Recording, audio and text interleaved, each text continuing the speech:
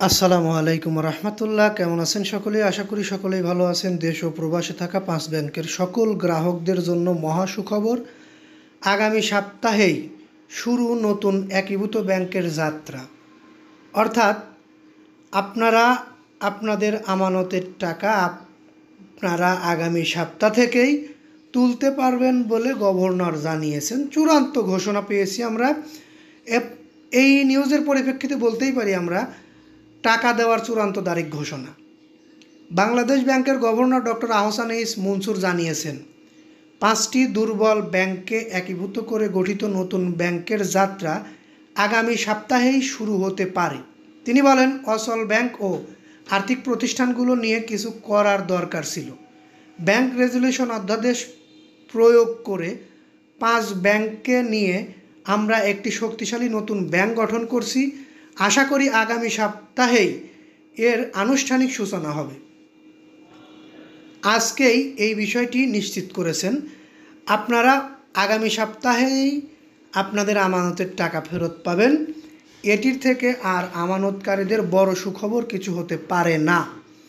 আমরা একটি বিষয় সবচেয়ে বেশি গুরুত্ব দেব, সেটি হচ্ছে আমানতের টাকা না পেলে হয়তো তারা আন্দোলন করতো বা বাংলাদেশ ব্যাংক ঘেরাও করবে, এরকম একটি কর্মসূচি দিয়েছেন এই 5 ব্যাংকের গ্রাহকরা।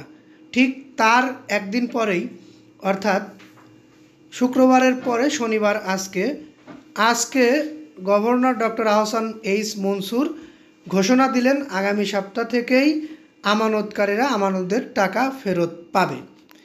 এ বিষয়টি নিয়ে আপনাদের যদি কোনো মতামত থাকে অবশ্যই কমেন্ট বক্সে জানিয়ে যাবেন। আমি আরও কিছু গুরুত্বপূর্ণ তথ্য আপনাদের কাছে পেশ করব। তার আগে একটি কথা, যারা এতক্ষণ পর্যন্ত নিউজটি দেখলেন তারা একটি লাইক দিবেন, কারণ আপনাদের একটি লাইকের ফলে আমরা পরবর্তীতে এরকম আপডেট নিউজ তৈরি করতে আগ্রহী হই। বিশেষ করে পরবর্তীতে আমাদের থেকে এরকম ধরনের নিউজ পেতে অবশ্যই চ্যানেলটি সাবস্ক্রাইব করে বেল বাটন অন করে রাখবেন। শনিবার 29 নভেম্বর বাংলাদেশ অর্থনৈতিক সম্মেলন 2025-এর উদ্বোধনীয় অধিবেশনে সভাপতিত্বের বক্তব্যে গভর্নর এ তথ্য জানান।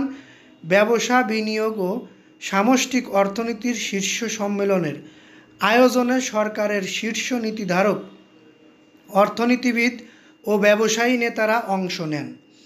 এই অংশের মাধ্যমেই ঘোষণা আসে আগামী সপ্তাহের শুরুতেই আমানতকারীরা, অর্থাৎ এই 5 ব্যাংকের আমানতকারীরা আমানতের টাকা তুলতে পারবে সর্বোচ্চ 2 লক্ষ টাকা পর্যন্ত। 35,000 কোটি টাকার পরিশোধিত মূলধন। এটি হবে দেশের সবচেয়ে শক্তিশালী ব্যাংক। অর্থাৎ 35,000 কোটি টাকা নিয়ে ব্যাংকটির যাত্রা শুরু হচ্ছে। নতুন একীভূত ব্যাংকের সক্ষমতা তুলে ধরে গভর্নর বলেন, 35,000 কোটি টাকা পরিশোধিত মূলধন নিয়ে দেশের ইতিহাসে সবচেয়ে শক্তিশালী ব্যাংক তৈরি হচ্ছে। সরকারের সহযোগিতায় দুর্বল ব্যাংকগুলোকে একত্রিত করে একটি সবল ব্যাংক গড়ে তোলা হচ্ছে।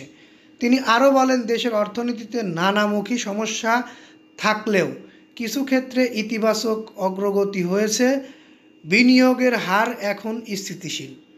আমাদের মূল বিষয়টি ছিল হচ্ছে আমানতের টাকা কবে ফেরত দেবে, সেটি আমরা আপনাদেরকে জানাতে পেরে অনেক ভালো লাগছে। আপনাদেরও যদি ভালো লাগে অবশ্যই পাশে থাকবেন। এই বলে এখান থেকে বিদায় নিই। আসসালামু আলাইকুম।